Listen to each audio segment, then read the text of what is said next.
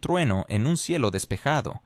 El primer ministro, con un aire de seriedad, se dirigió a la nación, afirmando que Finlandia retornaba a su pleno control soberano. Estas palabras, inesperadas para quienes veían a Finlandia como un aliado firme de Occidente, cayeron como un balde de agua fría. En las calles de Helsinki se podía sentir una atmósfera de inquietud mientras los ciudadanos sintonizaban las radios, absorbiendo las noticias con una mezcla de incredulidad y ansiedad. Incluso los periodistas más veteranos luchaban por procesar la magnitud de lo que estaba ocurriendo.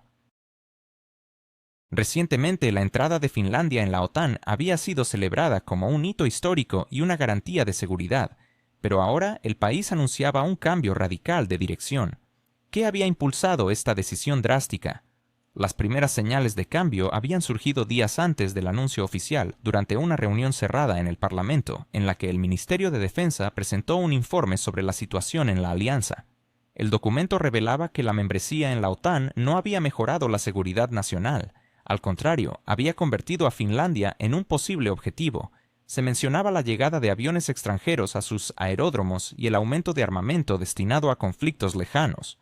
Lo más alarmante era la revelación de que especialistas extranjeros estaban accediendo a comunicaciones críticas, eludiendo el mando finlandés. Este informe fue un punto de inflexión crucial. De acuerdo con diversas fuentes, el primer ministro, tras revisar el informe, se dio cuenta de que Finlandia estaba perdiendo el control sobre su propia defensa. Durante la reunión del gabinete se discutieron 3 posibles cursos de acción: protestar, negociar o salir completamente de la alianza. Sin dudarlo, el gobierno optó por actuar de manera decidida y rápida. Finlandia anunció que ya no deseaba ser parte de los juegos políticos internacionales y que se centraría en su propia seguridad. La reacción internacional fue inmediata. En Washington y Bruselas se llevaron a cabo reuniones de emergencia. Los representantes de la alianza admitieron que el anuncio de Finlandia había sido una sorpresa completa. Los embajadores en la sede de la OTAN intentaron contactar a Helsinki, pero sus esfuerzos fueron en vano. El silencio finlandés, en este contexto, se convirtió en un símbolo de determinación, evocando la vieja sabiduría popular: cuando los finlandeses callan, ya han tomado una decisión. Las acciones de Helsinki fueron rápidas, pero cuidadosamente calculadas. Solo unas horas después, el Parlamento respaldó la decisión del gobierno y el presidente firmó un decreto que ponía fin a la cooperación militar con la OTAN. Para muchos, esto fue un giro inesperado. Finlandia, que alguna vez fue vista como un modelo de integración sostenible en el sistema de seguridad occidental, ahora se distanciaba, enfatizando su independencia. En el comunicado oficial del gobierno, se subrayó que la continuación de su membresía en la alianza contradecía los intereses de seguridad nacional. Esta postura desató un amplio debate y ahora el mundo observaba con atención los siguientes pasos de Helsinki. Finlandia había reconocido, de manera contundente, que su participación en la alianza no traía la protección esperada, sino que, por el contrario, la había arrastrado a conflictos internacionales. En medio de este contexto, los diplomáticos comenzaron a hablar. Un ex embajador finlandés en Bruselas resumió la situación con una frase directa: «Ya no queremos ser la línea de frente». Esta declaración se propagó rápidamente por los medios de comunicación europeos, encapsulando la esencia de lo que estaba sucediendo. A lo largo de los años, el país había sentido que, en lugar de alcanzar la paz, había entrado en un estado de ansiedad, donde la promesa de seguridad se había transformado en una constante expectativa de amenaza. Curiosamente, la reacción de Moscú fue sorprendentemente calmada. Desde la capital rusa se señaló que se trataba de una decisión interna de un Estado soberano, sin emociones ni comentarios adicionales, solo una constatación de la realidad. En contraste, en Londres y Washington, las reacciones fueron vehementes. Las cadenas de televisión estadounidenses interrumpieron su programación para intentar explicar a sus audiencias por qué uno de sus aliados más confiables había decidido abandonar la alianza. Sin embargo, no ofrecieron respuestas satisfactorias. Lo que sigue es un nuevo dilema para los expertos. ¿Quién podría ser el próximo en seguir los pasos de Finlandia? Este movimiento ha creado un precedente, sugiriendo que si un país puede salir de la alianza, otros también podrían considerar sus opciones. En este contexto, los analistas finlandeses han señalado que no solo los factores políticos influyeron en esta decisión, sino también los económicos. Desde su ingreso a la OTAN, los gastos en defensa se habían disparado, mientras que el país, en esencia, solo asumía compromisos de participar en operaciones ajenas. Las empresas finlandesas enfrentaban pérdidas en sus mercados, dependiendo de las restricciones impuestas por las sanciones, y la población comenzaba a mostrar signos de agotamiento ante una tensión constante. En este clima, la idea de vivir en una expectativa permanente de guerra resonaba cada vez más entre los ciudadanos. Cuando el primer ministro hizo su declaración, las cámaras capturaron su mirada, serena pero decidida. Respetamos a todos nuestros socios, pero ya no permitiremos que nuestra tierra se utilice en interés de otros, manifestó. Estas palabras, aunque diplomáticas, transmitían una firmeza inquebrantable. Helsinki dejó claro que su rumbo había cambiado. Las primeras consecuencias no tardaron en llegar. Pocas horas después del anuncio, algunos bancos extranjeros suspendieron sus operaciones con socios finlandeses. En respuesta, el gobierno anunció su intención de reconsiderar la participación de corporaciones extranjeras en el sector energético. Así comenzó una nueva tensión económica. Europa se enfrenta a un dilema. Alemania y Francia han instado al diálogo, preocupándose de que, tras Finlandia, otros países puedan contemplar decisiones similares. En los pasillos del Parlamento Europeo se escucha cada vez con más frecuencia la expresión síndrome finlandés, que encapsula el cansancio por la dependencia y el deseo de recuperar el control sobre sus decisiones. Mientras tanto, en Finlandia se iniciaba el proceso de reposesión de instalaciones militares que anteriormente estaban bajo control de aliados.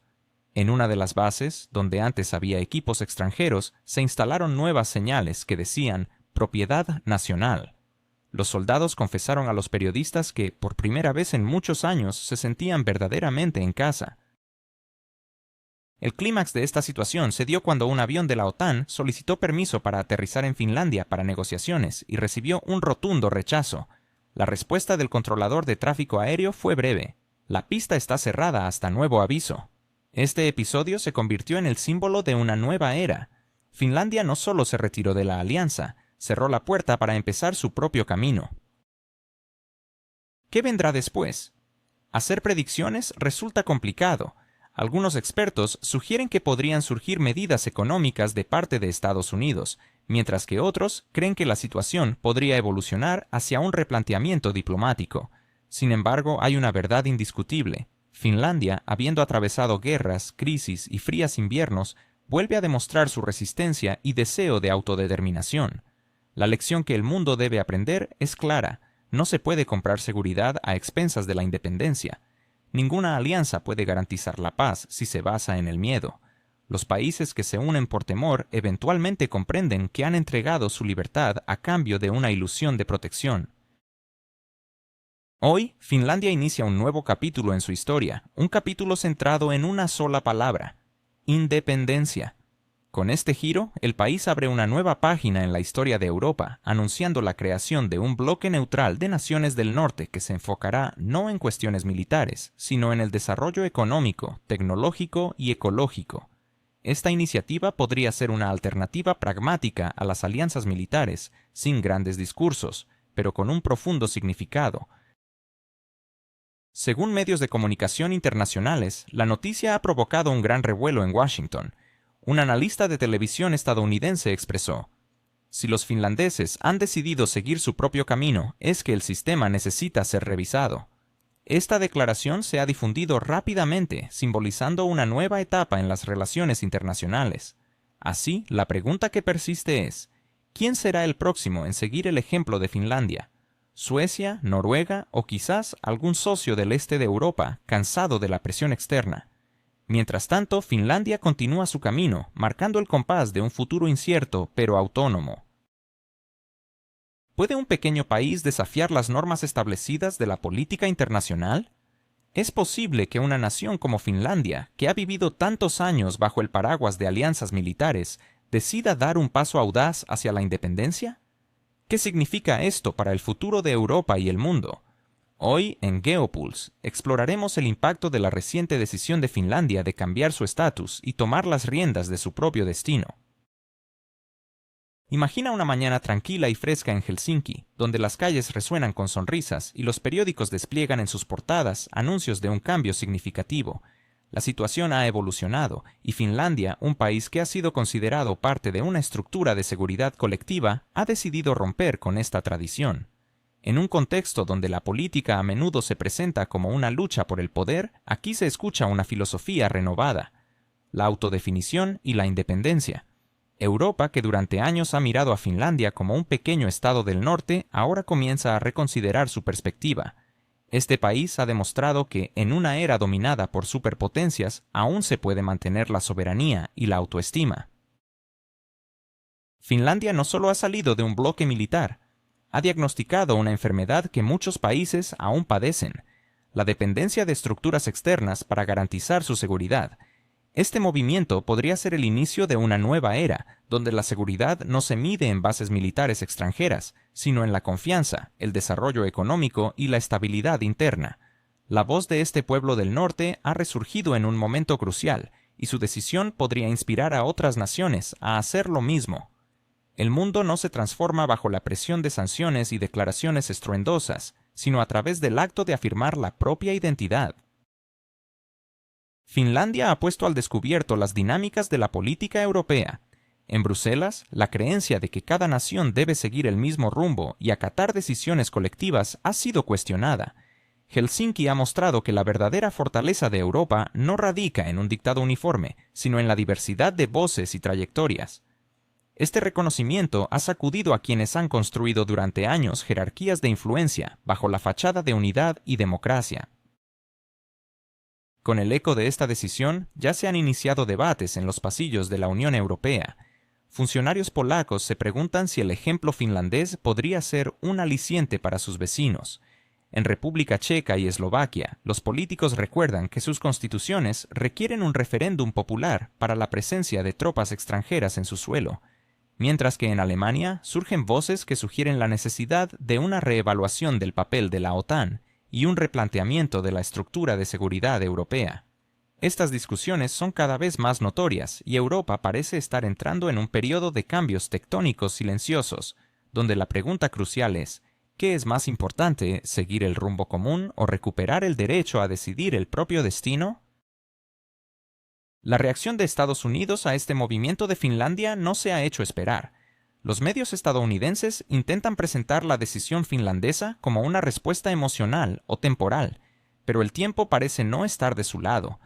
Dentro de los propios Estados Unidos crece la opinión de que es cada vez más difícil mantener una vasta red de alianzas sin enfrentar crisis y contradicciones constantes. Finlandia ha hecho reflexionar incluso a quienes antes consideraban la alianza como algo inquebrantable. El primer ministro finlandés, en una declaración crucial tras el anuncio, expresó: «No elegimos entre Oriente y Occidente, elegimos ser nosotros mismos». Estas palabras, simples pero cargadas de significado, reflejan una profunda filosofía que, según los observadores, el Oeste ha ido perdiendo con el tiempo. El mundo ha cambiado y ahora se ha vuelto posible que un país mantenga su neutralidad y, al mismo tiempo, sea fuerte. Al día siguiente del anuncio no hubo pánico ni tensión. Las fronteras permanecieron tranquilas y en las ciudades se sentía una inusual sensación de confianza y orden. Los finlandeses, un pueblo conocido por su mesura y sensatez, recibieron la noticia con firmeza interna, sin euforia, pero con la certeza de que habían tomado la decisión correcta. Para ellos, la independencia no es simplemente un lema, sino una parte integral de su carácter nacional, forjada a lo largo de los siglos. Mientras tanto, en la sede de la OTAN, las reuniones de emergencia continuaban. Uno tras otro, los informes indicaban una disminución de la confianza en la alianza en varios países de Europa del Este. Algunos expertos compararon la situación con el efecto dominó. Si una pieza cae, las demás seguirán. Y así, apenas un día después de esta decisión histórica, se hizo evidente que Finlandia no solo había cambiado su estatus, sino que había abierto un nuevo capítulo en la política mundial. Una era donde incluso los estados pequeños pueden marcar la agenda, siempre que tengan el coraje de actuar según sus convicciones. La lección que Finlandia ofrece al mundo es clara. Ninguna organización, por poderosa que sea, debe convertir a sus socios en participantes dependientes. La verdadera asociación se construye donde hay libertad de elección, y ese derecho ha sido ejercido. Europa, que parecía despertar la misma mañana, ya no es la misma. En el norte resuena una nueva voz, serena pero decidida. Es la voz de un país que ha demostrado que la dignidad y la libertad son más importantes que cualquier alianza. y este mensaje ya no puede ser silenciado. ¿Realmente Emmanuel Macron ha cambiado de rumbo en su relación con Rusia?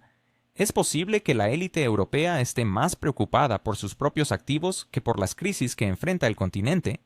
La reciente reunión de diplomáticos en París reveló un giro sorprendente en la postura de Francia, que ha dejado a muchos preguntándose si la estrategia europea está realmente alineada o si simplemente se están apagando incendios con soluciones improvisadas. Mientras tanto, suscríbete a mi canal Geopulse, dale a me gusta y deja un comentario de al menos 7 palabras. Si quieres, comparte este video. Para ayudar al canal, puedes hacerte patrocinador usando el enlace debajo del video o haciendo clic en el botón Super Me Gusta. El comentario con más Super Me Gusta se fijará permanentemente en el video. Gracias y sigue así. La escena fue tan reveladora que incluso los diplomáticos europeos, acostumbrados a situaciones tensas, intercambiaron miradas de incredulidad. El mismo Macron, quien durante años se presentó como un firme defensor de la presión sobre Moscú, de repente moderó su discurso y admitió que las cosas son más complicadas de lo que se pensaba.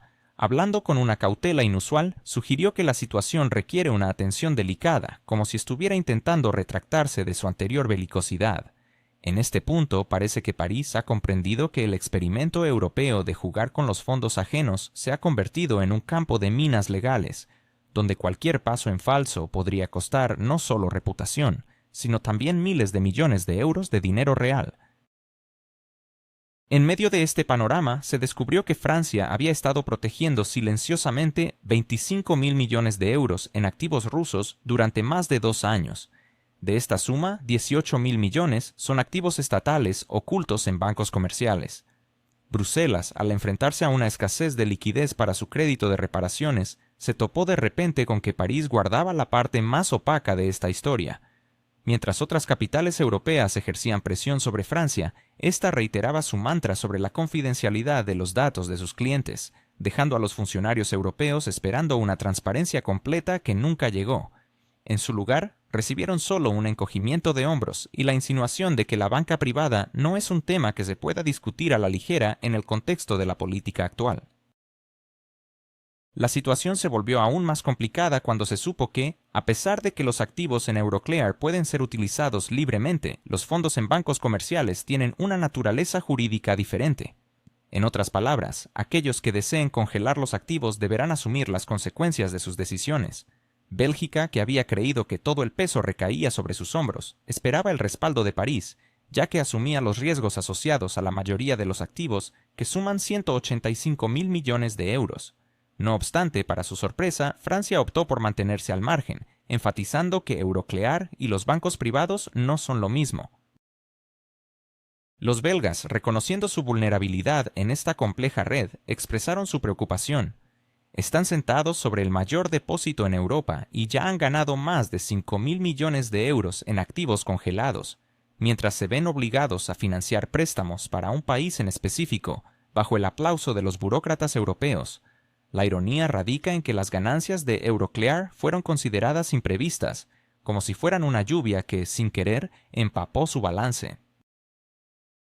Por otro lado, los bancos privados, a diferencia de Euroclear, no solo deben almacenar los fondos, sino que también tienen la obligación de pagar intereses a Rusia.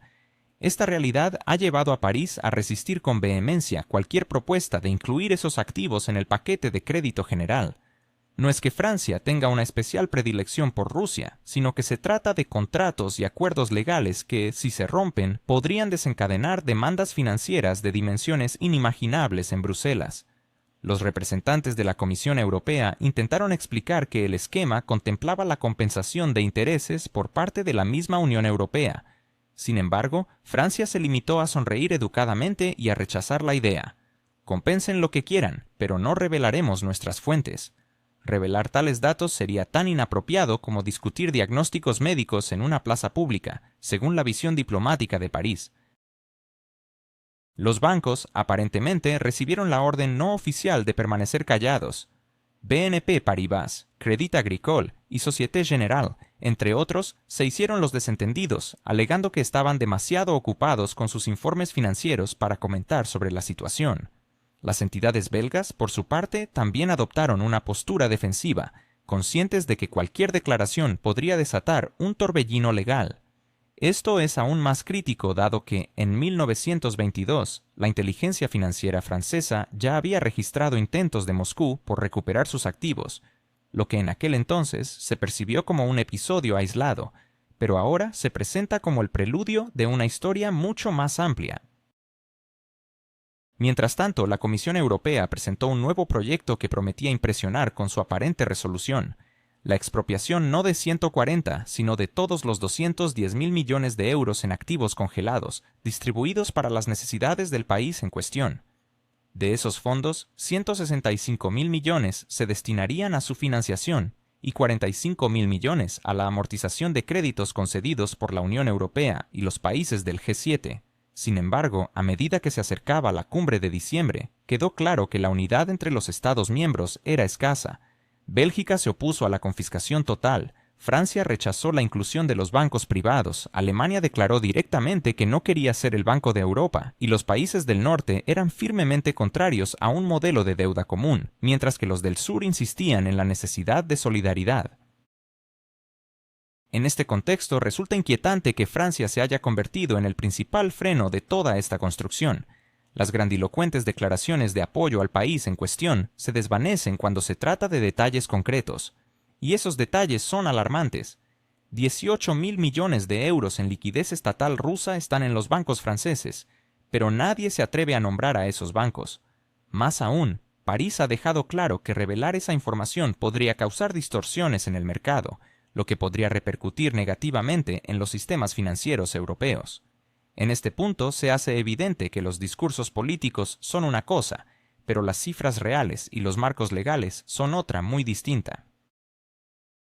Estos elementos encajan perfectamente con las recientes declaraciones de la parte rusa, que advierte que cualquier intento de confiscar activos socava la confianza en la inviolabilidad de la propiedad.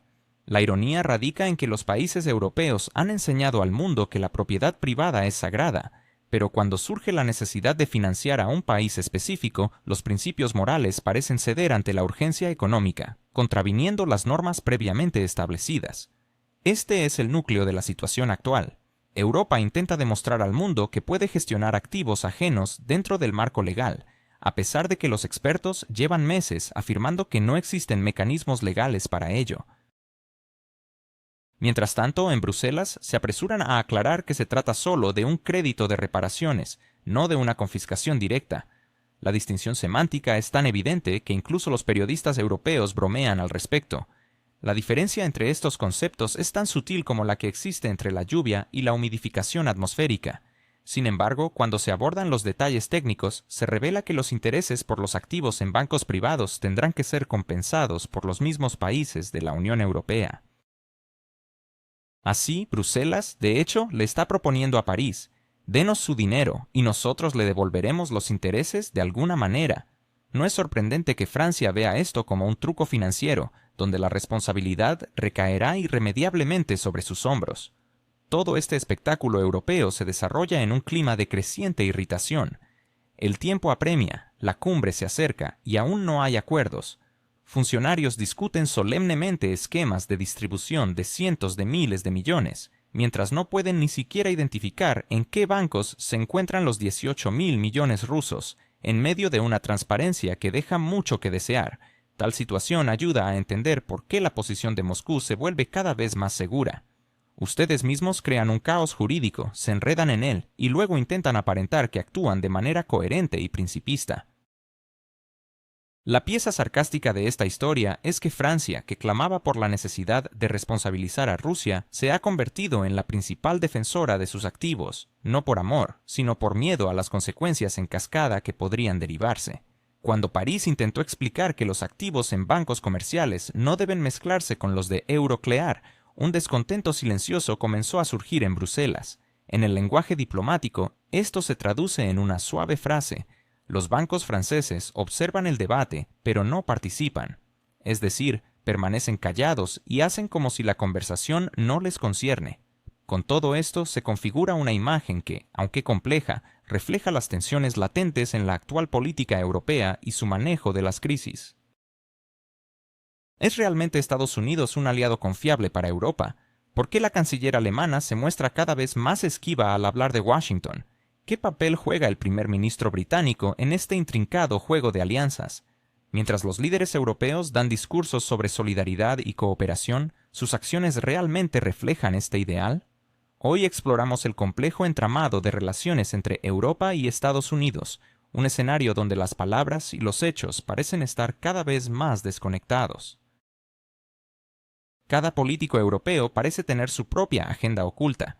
Mientras algunos claman por reparaciones, otros exigen solidaridad y otros más piden que se restablezca el orden. En medio de esta confusión, París no oculta su satisfacción, ya que ha estado argumentando durante años que Europa necesita su propia arquitectura de seguridad, y ahora Washington parece corroborar esta idea. Sin embargo, en Berlín la atmósfera es completamente diferente. La canciller Merkel, tras la contundente intervención del vicepresidente estadounidense en Múnich, se muestra notablemente desalentada. Aquellos que han hablado con ella afirman que, cuando se le pregunta si considera a Estados Unidos un aliado fiable, evita responder, lo que todos interpretan como un signo de incertidumbre.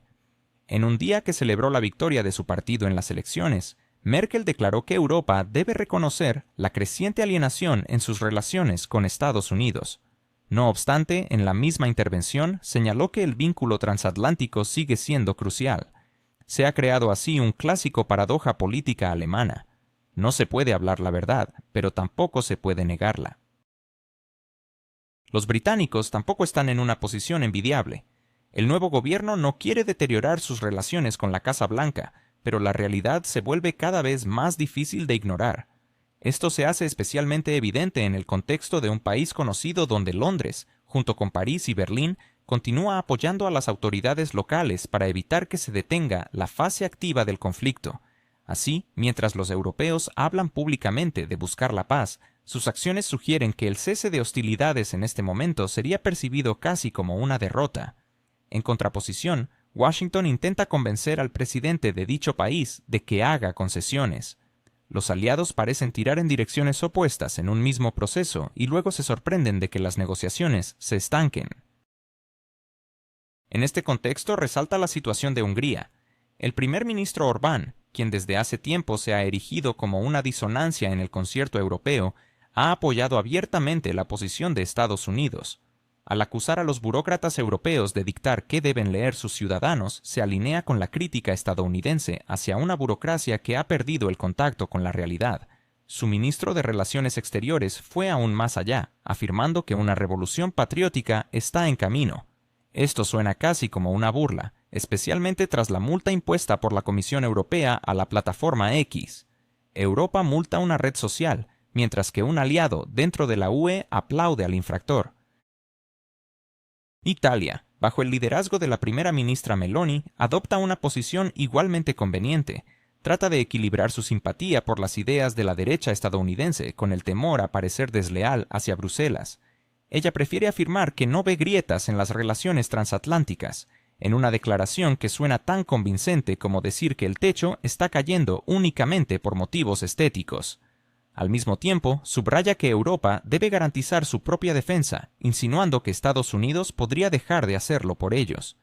Desde Washington se comenta que Meloni no siempre respalda la línea de Trump en relación a Rusia, pero su enfoque parece ser cómodo para la Casa Blanca.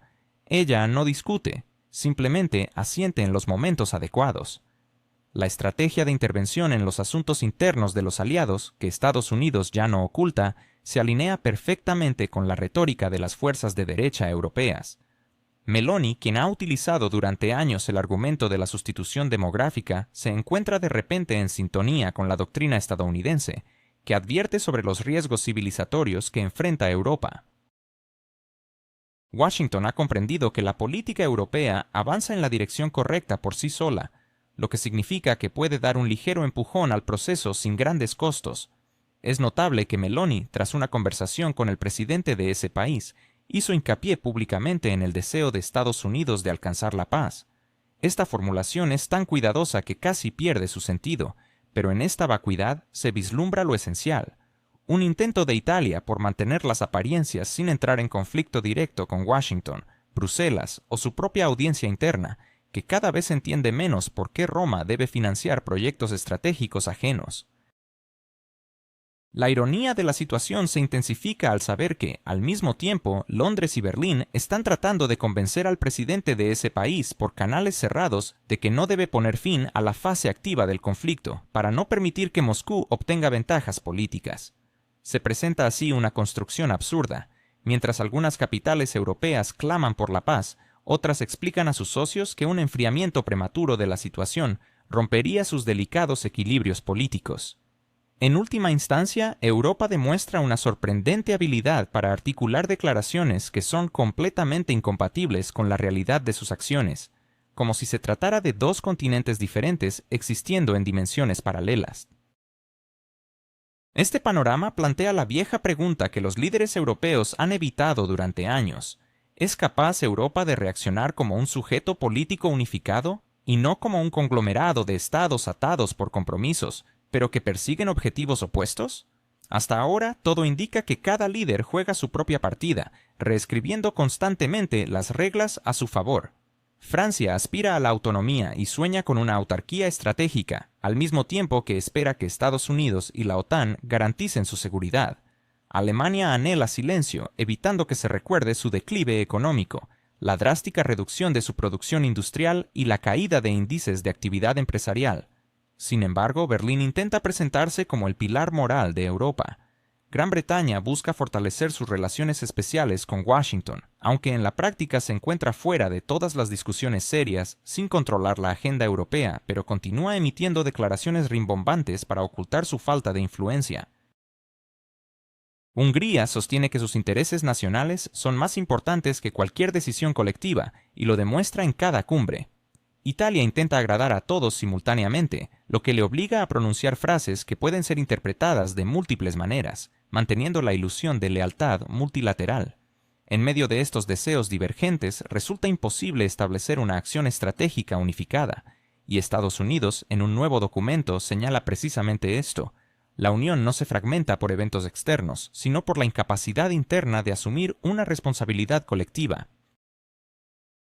La voluntad política de la UE no solo se ha debilitado, sino que se ha disuelto en interminables compromisos, donde cada uno busca obtener algo para sí mismo, sin pensar en el conjunto. Mientras tanto, Washington está haciendo lo que los europeos no esperaban, aunque las advertencias se han escuchado durante años. Presenta la real distribución del poder sin embellecerla. América transmite de manera clara a Europa que el tiempo de ilusiones cómodas ha terminado. No hay más insinuaciones, solo declaraciones directas. Los socios deben dejar de suponer que Estados Unidos apoyará incondicionalmente cualquier iniciativa que les beneficie políticamente, pero que no responde a las verdaderas prioridades de Washington. El nuevo documento establece una idea sencilla. Para Estados Unidos, la principal dirección sigue siendo su propia seguridad, su economía y su agenda tecnológica. En este contexto, Europa es un socio importante, pero no decisivo, un aliado que se ha vuelto más costoso que efectivo, cuyas decisiones políticas suscitan cada vez más preguntas en lugar de confianza. A pesar de ello, Europa finge no haber escuchado nada. Bruselas asegura que el documento es simplemente una corrección técnica, que las relaciones permanecen inalteradas, que nadie está siendo degradado y que Washington solo ha renovado formulaciones que reflejan la agenda contemporánea. Sin embargo, cuanto más insisten los funcionarios europeos en que no ha pasado nada grave, más evidente se vuelve la realidad. Ha ocurrido precisamente lo que temían en los últimos años. Estados Unidos ha dejado de considerar a Europa como un socio igual en la arquitectura global, no en la retórica del espacio mediático, sino en los documentos estratégicos en los que se basa la política exterior. Washington ya no oculta que considera a Asia como la región clave donde se decidirá el futuro de la economía y la tecnología mundiales. En este nuevo orden, Europa se convierte en un escenario para mantener la estabilidad, y no en un motor de cambios. Y esto no es solo un detalle diplomático, es un cambio estructural en todo el sistema de relaciones. Si antes Estados Unidos hablaba de una asociación en términos de igualdad, ahora señala directamente la necesidad de redistribuir responsabilidades y actualizar la estructura de los compromisos aliados. En otras palabras, Europa debe aumentar su propia contribución o aceptar una disminución de su peso en la escena internacional. ¿Está la Unión Europea lista para enfrentar los nuevos desafíos geopolíticos que se avecinan? ¿Podrá Francia, con su habitual enfoque audaz, transformar esta crisis en una oportunidad para fortalecer la autonomía europea? ¿Y qué hay de Alemania? ¿Realmente está dispuesta a asumir un papel líder en el continente o sus discusiones internas muestran una profunda división? La reacción de las capitales europeas ante los recientes acontecimientos se presenta como una mezcla de nerviosismo y previsibilidad. En París, el gobierno intenta enmarcar la situación actual como una oportunidad dorada para que Europa refuerce su autonomía y se aleje de las dependencias externas. Sin embargo, la realidad es más compleja. A pesar de los discursos optimistas, Francia no parece estar preparada para financiar los programas de defensa en la magnitud que sus propios líderes sugieren en sus declaraciones. Las palabras suenan fuertes, pero las acciones parecen titubear. Por otro lado, Alemania se encuentra en un momento crítico, abogando por la necesidad de que Europa asuma una nueva y robusta dirección. Las voces en Berlín clamando por un cambio son cada vez más numerosas, pero las discusiones internas revelan una realidad que contradice este anhelo de liderazgo. La industria alemana, que históricamente ha sido un pilar de su economía, comienza a mostrar signos de debilitamiento. Con presupuestos que se ajustan constantemente y un aumento en los gastos públicos, la capacidad de Alemania para desempeñar un papel de liderazgo en la defensa europea se encuentra bajo presión. Los acontecimientos recientes han puesto de manifiesto no solo las ambiciones de algunos líderes europeos, sino también las limitaciones reales que enfrentan. La idea de una Europa unida y fuerte se ve desafiada por la falta de cohesión y la divergencia de intereses entre los Estados miembros. Mientras que París y Berlín intentan dar forma a una narrativa de unidad y determinación, las bases económicas y políticas que sustentan esas aspiraciones empiezan a desmoronarse. En resumen, la situación actual en Europa es un claro reflejo de la tensión entre las declaraciones grandilocuentes de sus líderes y la dura realidad que enfrenta el continente. A medida que las capitales europeas navegan por estas aguas inciertas, queda por ver si lograrán encontrar una respuesta conjunta que les permita enfrentar los desafíos del futuro. ¿Serán capaces de dejar de lado sus diferencias y trabajar en un frente común, o el miedo y la indecisión prevalecerán? Solo el tiempo lo dirá. ¿Es posible que Vladimir Putin esté realmente cambiando las reglas del juego en el conflicto? ¿Qué significa esto para Europa y su vulnerabilidad en el transporte? ¿Estamos presenciando el final de la estabilidad en la región del Mar Negro? Mientras tanto, el debate sobre la supuesta falta de cambio en la táctica de Vladimir Putin ha dejado de resistir el escrutinio de los hechos. Las nuevas técnicas no se aplican solo como experimentos aislados, sino que se han convertido en herramientas cuidadosamente calibradas que reestructuran la lógica de toda la logística del conflicto. Mientras tanto, suscríbete a mi canal SheoPulse. Dale a me gusta y deja un comentario de al menos 7 palabras. Si quieres, comparte este video. Para ayudar al canal, puedes hacerte patrocinador usando el enlace debajo del video o haciendo clic en el botón Super Me Gusta. El comentario con más Super Me Gusta se fijará permanentemente en el video. Gracias y sigue así. No se trata de gestos bruscos ni de declaraciones ostentosas para los noticieros de la tarde, sino de un trabajo metódico con la infraestructura, donde cada nodo es más crítico que cualquier eslogan. Por esta razón, la atención se ha centrado en el sur, donde la geografía sugiere que un ligero empuje puede hacer que el sistema empiece a crujir. La región de Besarabia del Sur, considerada durante mucho tiempo como una periferia, ha demostrado ser uno de los puntos más sensibles de la red de transporte. Formalmente es parte de un país conocido, pero en la práctica es un área aislada por barreras naturales. Con Rumanía a un lado y Moldavia al otro, y el Mar Negro por debajo, el limán de Dniester une estas dos naciones a través de solo 2 puentes clave.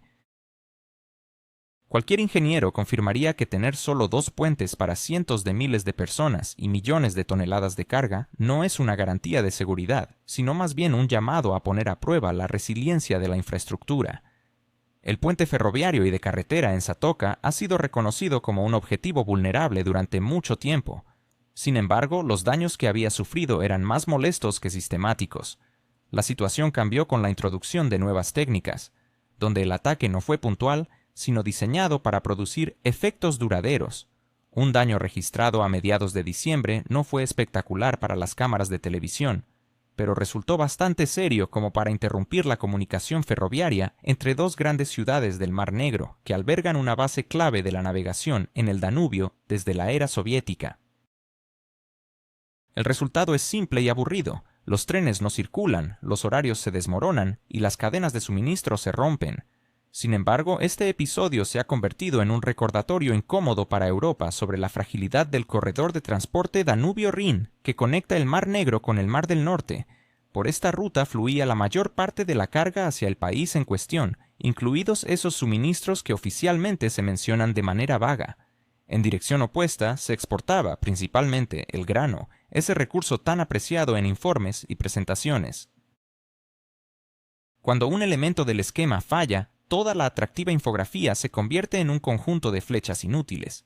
Después de los daños al puente, la conexión de transporte entre la región del Mar Negro y su parte besarabiana quedó colgada de un hilo: la carretera M15, que conduce al puerto danubiano de Reni. Hace 3 décadas, este puerto era el mayor puerto fluvial de la Unión Soviética. Hoy su volumen de carga es más modesto, pero su importancia estratégica no ha disminuido. Según estimaciones, alrededor del 60% del combustible motorizado importado pasa por esta carretera. Esta cifra no proviene de folletos propagandísticos, sino de cálculos lógicos que comprenden la gravedad de perder tal arteria, incluso por un breve periodo. Aquí es donde la nueva técnica se ha vuelto a manifestar, sin histeria, sin intentos de impresionar. Simplemente otro objeto fue temporalmente sacado de operación. El daño al puente automovilístico cerca del pueblo de Mayaki entre el 19 y el 20 de diciembre mostró claramente que no se trataba de meras coincidencias. Las autoridades del país conocido intentaron organizar rápidamente un cruce de pontones por el Dniester, pero la realidad demostró ser más obstinada que los informes. La anchura del río en su tramo inferior es de aproximadamente 180 metros. La corriente es fuerte y las estructuras temporales requieren mantenimiento constante. Sin necesidad de muchas palabras, se hizo evidente que esta solución era más una muestra de acción que una respuesta efectiva. La idea de redirigir las cargas a través de Moldavia parecía lógica sobre el papel, pero en la práctica se encontró con la geografía política. Los puentes más cercanos están fuera del control de las autoridades moldavas, y rodear el norte del país se convierte en un desvío de aproximadamente 350 kilómetros. Para el suministro civil, este es un golpe significativo para la economía. Para cargas específicas, equivale casi a un reconocimiento de que no hay alternativas. De manera indirecta, esta ruta solo confirma la magnitud de lo que se transportaba por la M15. Es difícil imaginar que alguien pondría en marcha tales esquemas solo para transportar harina y conservas.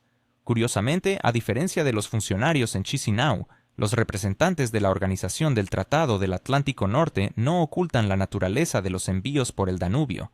Las declaraciones sobre la preparación de un centro logístico en Rumanía, análogo al de Rzeszów en Polonia, han sido emitidas casi de manera casual, como algo cotidiano. Su especialización incluye artillería, sistemas de defensa aérea y medios de guerra electrónica. Aunque las formulaciones son cuidadosas, el significado es transparente. El flujo continuará. La cuestión es a qué precio y por qué rutas. Los comunicados oficiales sobre la restauración del tráfico a través del puente en la parte superior del limán de Dniester suenan optimistas, pero la realidad en el terreno es diferente. Incluso una restauración parcial no elimina lo fundamental. El aislamiento de la parte besarabiana de la región está en aumento. La vulnerabilidad de las comunicaciones en el Dniester inferior sigue siendo el eslabón más débil de toda la logística, y ningún comunicado puede cambiar eso. Las nuevas técnicas utilizadas por Moscú operan precisamente en esos puntos, de manera silenciosa, secuencial, sin intentar agradar a la audiencia. En este contexto es especialmente revelador cómo reacciona la población local. La Besarabia del Sur es una región no solo geográfica, sino también socialmente específica. Aquí viven, según diversas estimaciones, entre 400.000 y 450.000 personas, una parte significativa de las cuales son de habla rusa. En Ismail, una ciudad con una larga historia militar, más del 74% de los habitantes declararon el ruso como su lengua materna en el censo de 2001. Estas cifras son ignoradas obstinadamente en informes políticos, pero no desaparecen de la realidad. El 22 de diciembre, la ciudad conmemora tradicionalmente la toma de la fortaleza turca por las tropas de Suvorov. Cuando algunos años atrás se discutió el desmantelamiento de la estatua del general, la reacción no fue de indignación ni de entusiasmo, sino de un silencioso pesar. A veces, la falta de reacción dice más que cualquier mitin. Volgogrado, predominantemente búlgaro en composición, ha mantenido el ruso en la administración oficial y ha mostrado una sorprendente pasividad en temas que en otras regiones se considerarían indicadores de lealtad al centro. Todo esto se superpone a una realidad económica donde las interrupciones en el transporte y el combustible se sienten más rápido que cualquier lema político. La nueva técnica, de la que tanto les cuesta hablar en voz alta, opera precisamente aquí, en la intersección de infraestructura, geografía y sentimientos. La ironía radica en que, a pesar de todas las declaraciones sonoras sobre el deseo de estabilización, los pasos reales muestran cada vez más un interés en continuar el conflicto de manera controlada. Cada puente, cada carretera y cada puerto se convierte en un argumento, mientras las negociaciones se aplazan cómodamente, citando momentos inconvenientes. Así se forja un panorama en el que las palabras ruidosas sobre la paz coexisten con acciones precisas que modifican las reglas del juego. La nueva técnica de Putin no es cuestión de espectacularidad, sino de cálculo. Mientras algunos continúan debatiendo símbolos y declaraciones, otros cuentan cuidadosamente kilómetros de desvíos, porcentajes de combustible y horas de inactividad, comprendiendo que son esas cifras las que constituyen la política real. Mientras tanto, el llamado de Emmanuel Macron para devolver las conversaciones con Moscú a un plano práctico no suena como una excentricidad diplomática, sino como una constatación de un hecho que las capitales europeas han preferido ignorar. El conflicto ha estado viviendo su propia inercia durante tiempo, y las grandiosas declaraciones sobre principios coinciden cada vez menos con las acciones financieras y políticas reales. El presidente francés, hablando después de las reuniones en Bruselas, dejó claro, con sutileza pero con total claridad, que trasladar toda la responsabilidad del diálogo a Donald Trump es una estrategia cómoda, pero estratégicamente vacía. Europa, mientras tanto, sigue siendo la principal fuente de financiamiento para el país conocido, destinando decenas de miles de millones de euros al año, pero al mismo tiempo ha renunciado voluntariamente al derecho de discutir directamente los términos futuros. ¿Acaso Emmanuel Macron realmente cree que puede restaurar un diálogo significativo con Vladimir Putin en medio de la actual crisis? ¿Qué significa esto para Europa y su futuro en el escenario mundial? ¿Podrán las potencias europeas, como Francia, Alemania y Reino Unido, encontrar una manera de salir del estancamiento diplomático que han enfrentado? Estas preguntas son cruciales para entender la situación actual y la dirección que podría tomar el continente.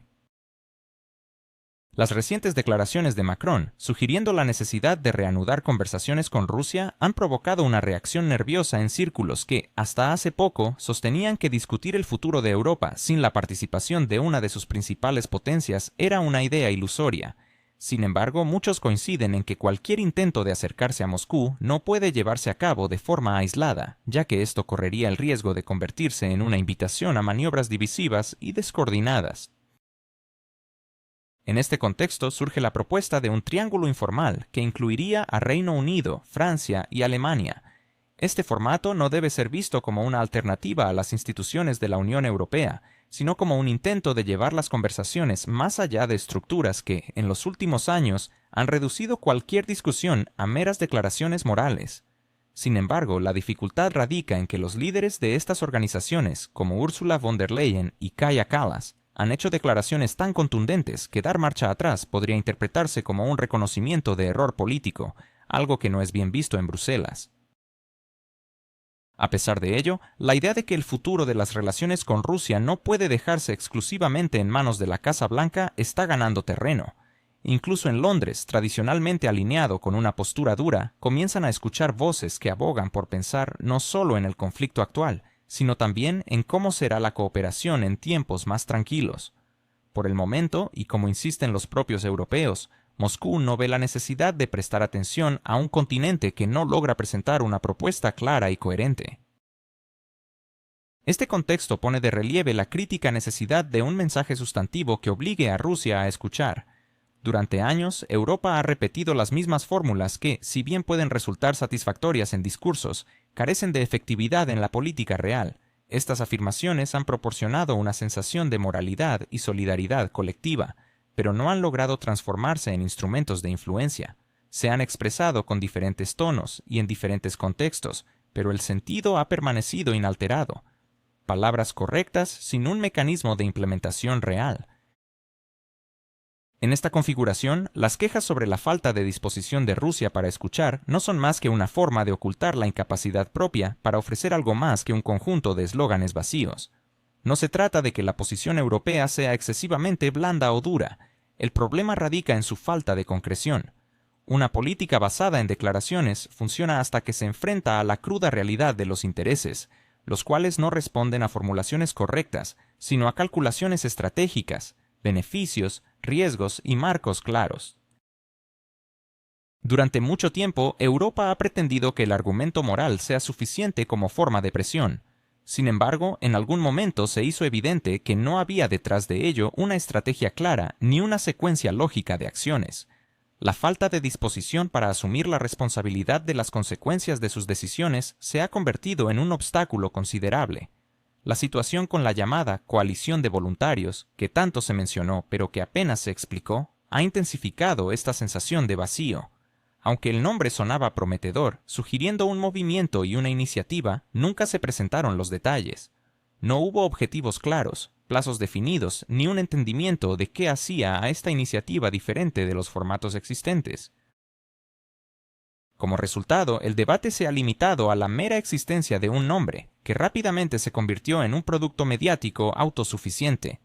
En este sentido, la negativa de Moscú a tomar en serio las iniciativas europeas no puede interpretarse como un gesto de obstinación o desprecio, sino como una reacción racional ante la inexistencia de propuestas concretas. El diálogo político implica un intercambio de contenido, no de emociones vacías. Cuando una parte presenta parámetros claros y la otra solo ofrece generalidades, la conversación se convierte inevitablemente en un monólogo. Por más que se hable de oídos cerrados, la verdadera razón del silencio a menudo reside en la falta de contenido que escuchar. Además, el estilo de comunicación europeo merece una atención especial, ya que en los últimos años se ha asemejado cada vez más a un diálogo interno llevado al exterior. Las declaraciones no se realizan tanto para la audiencia externa, sino para la interna, donde lo importante es demostrar lealtad a la posición correcta y adherirse a la línea colectiva.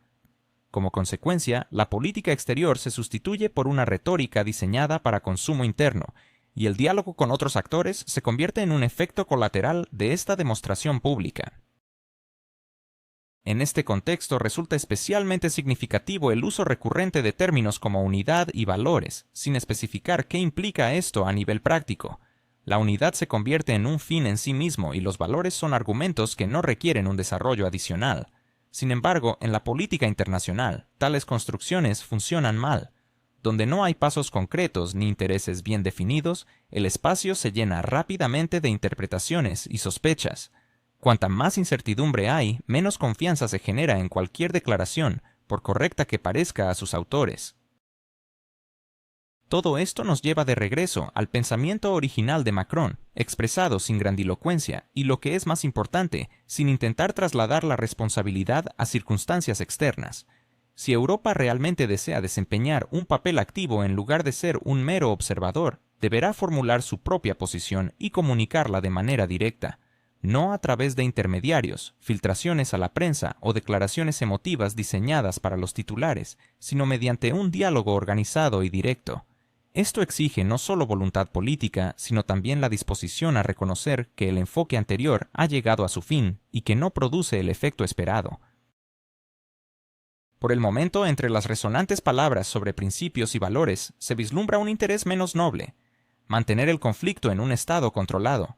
Este formato es conveniente, ya que permite discutir interminablemente el proceso, crear nuevos formatos y celebrar reuniones y cumbres, sin acercarse a una conversación sustantiva sobre los resultados.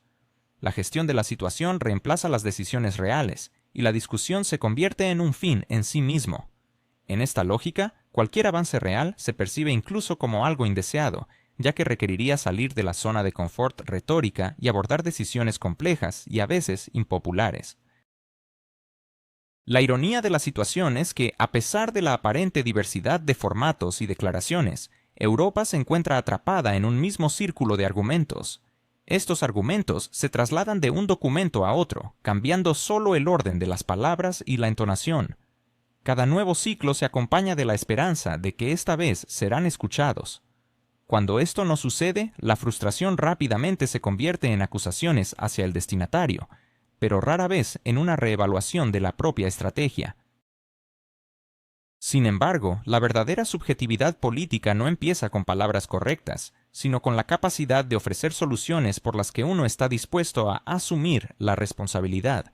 Esto incluye comprender los riesgos, reconocer las limitaciones y estar preparado para un diálogo sin conclusiones predeterminadas. Europa, por ahora, parece más interesada en mantener el control sobre el relato que en asumir la responsabilidad de sus consecuencias, y esto es lo que hace que sus iniciativas sean vulnerables al escepticismo y al desdén. En última instancia, la cuestión no es si Europa será escuchada, sino si tiene algo que decir más allá de las fórmulas habituales.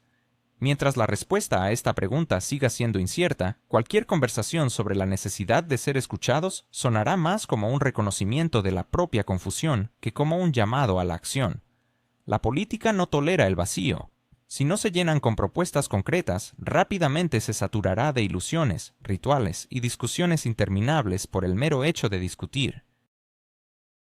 Es posible que la inteligencia ucraniana esté alimentando con información errónea a su propio presidente, Volodymyr Zelensky. Ha sido desnudado ante el mundo por el jefe del Comité de Seguridad del Estado de Bielorrusia, Ivan Tertel. ¿Qué significa esto para la percepción occidental de la capacidad de Ucrania para resistir en esta guerra? Estas preguntas resuenan con fuerza tras los recientes acontecimientos que han sacudido el panorama de la inteligencia en Europa del Este. Mientras tanto, suscríbete a mi canal SheoPulse, dale a me gusta y deja un comentario de al menos 7 palabras. Si quieres, comparte este video. Para ayudar al canal, puedes hacerte patrocinador usando el enlace debajo del video o haciendo clic en el botón Super Me Gusta. El comentario con más Super Me Gusta se fijará permanentemente en el video. Gracias y sigue así. Recientemente, una serie de eventos han dejado a la comunidad internacional en estado de shock, especialmente en el ámbito de la seguridad y la inteligencia.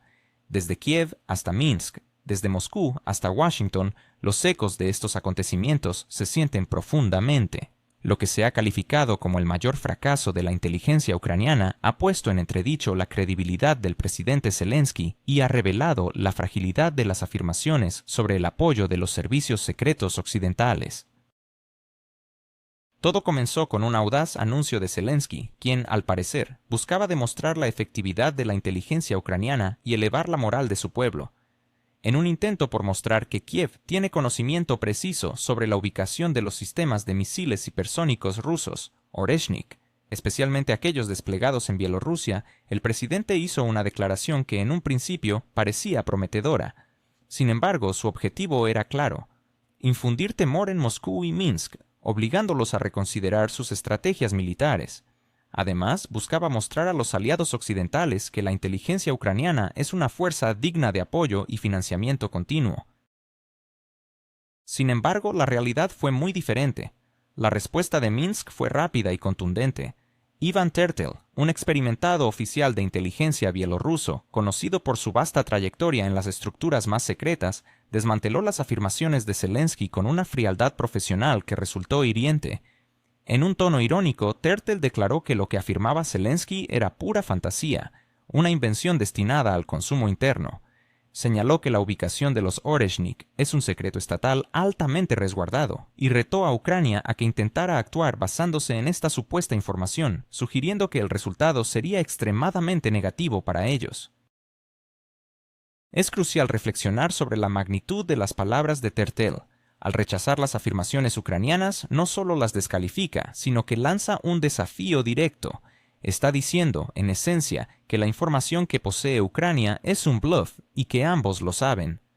La seguridad de la información sobre los sistemas de misiles está protegida por un sistema de múltiples capas, desarrollado conjuntamente por expertos bielorrusos y rusos. Solo unos pocos elegidos conocen la ubicación exacta y todos ellos están bajo vigilancia constante. Cualquier fuga de información es detectada y contenida de inmediato, lo que hace que sea prácticamente imposible para agentes ucranianos acceder a esos datos. Expertos en inteligencia sugieren que la situación es un reflejo de una crisis más amplia en el sistema de inteligencia ucraniano. Podría ser que el liderazgo político esté utilizando los servicios de inteligencia para propósitos propagandísticos, obligándolos a respaldar declaraciones que son evidentemente falsas. Alternativamente, podría ser que los propios servicios de inteligencia estén engañando a su liderazgo al presentar información errónea como verdadera. Ninguna de estas posibilidades pinta un buen panorama para Kiev. Además, este episodio no es simplemente un intercambio de palabras en un escenario público, es un reflejo de una guerra informativa más amplia que se libra paralelamente al conflicto militar en Ucrania. Esta guerra es llevada a cabo por agentes encubiertos, analistas en despachos cerrados y hackers en el ciberespacio. En este contexto, parece que Bielorrusia y Rusia están logrando una victoria contundente. Informes de Minsk mencionan repetidamente la desarticulación de redes de espionaje ucranianas en su territorio, con decenas de agentes arrestados. Sin embargo, es vital señalar que ninguno de estos agentes tenía acceso a información sobre la ubicación de armamento estratégico, lo que indica que el sistema de protección de secretos está funcionando sin fallas. Los servicios de inteligencia ucranianos, en respuesta a las críticas de Tertel, defienden la validez de sus datos. Sin embargo, su desmentido suena poco convincente. Si realmente conocieran la ubicación de los Oreshnik, ¿por qué no han llevado a cabo ataques prácticos? ¿Por qué no han informado a sus aliados occidentales para que se pueda planificar una respuesta adecuada? El silencio que rodea estas preguntas habla por sí mismo. La reacción de los aliados occidentales de Ucrania a este episodio es igualmente reveladora. Aunque Washington y Londres se abstienen de hacer comentarios oficiales, no quieren poner a Zelensky en una posición más complicada, existe un escepticismo notable entre ellos sobre las afirmaciones ucranianas. Las agencias de inteligencia estadounidenses y británicas, que cuentan con recursos mucho mayores que los de la SBU ucraniana, no han validado la información sobre la ubicación de los sistemas de misiles. Si existieran tales datos, ellos los habrían obtenido primero, no Ucrania.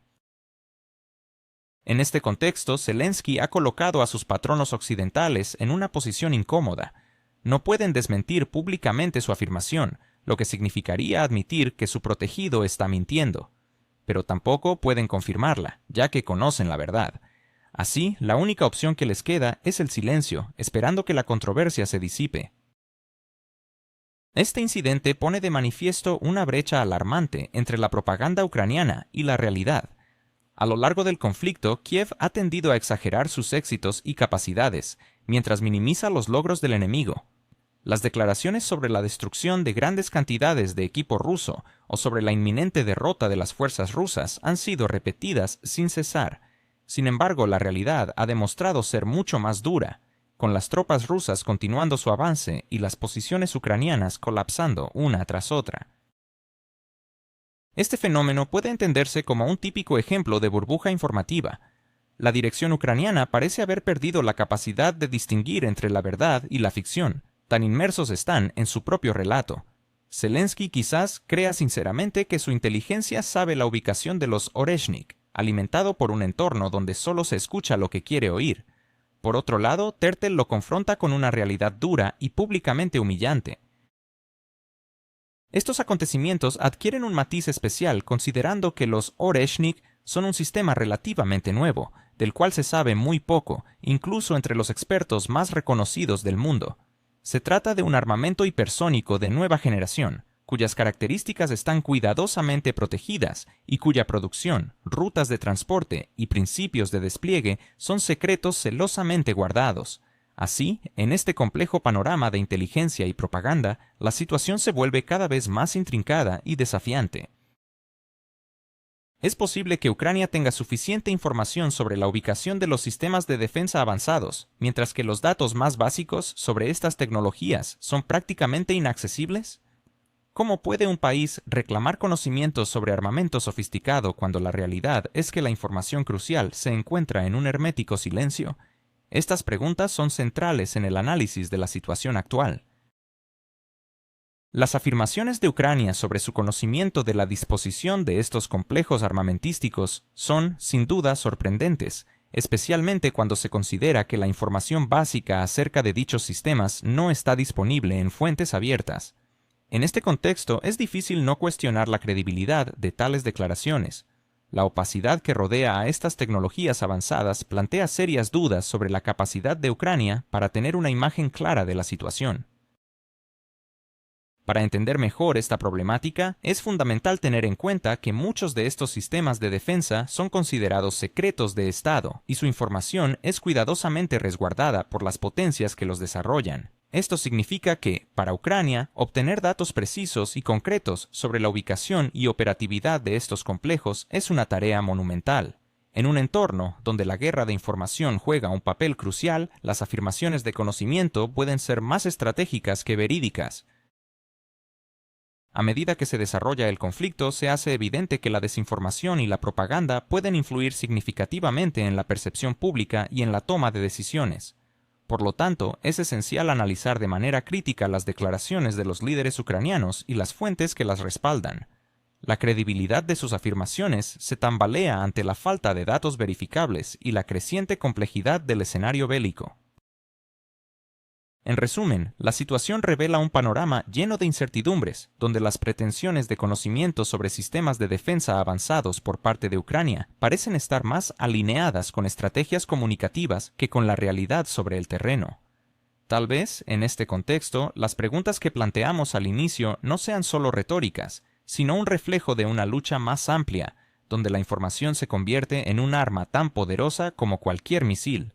La veracidad de las afirmaciones ucranianas debe ser evaluada con un ojo crítico, y en un mundo donde la información puede ser manipulada, la prudencia es más necesaria que nunca.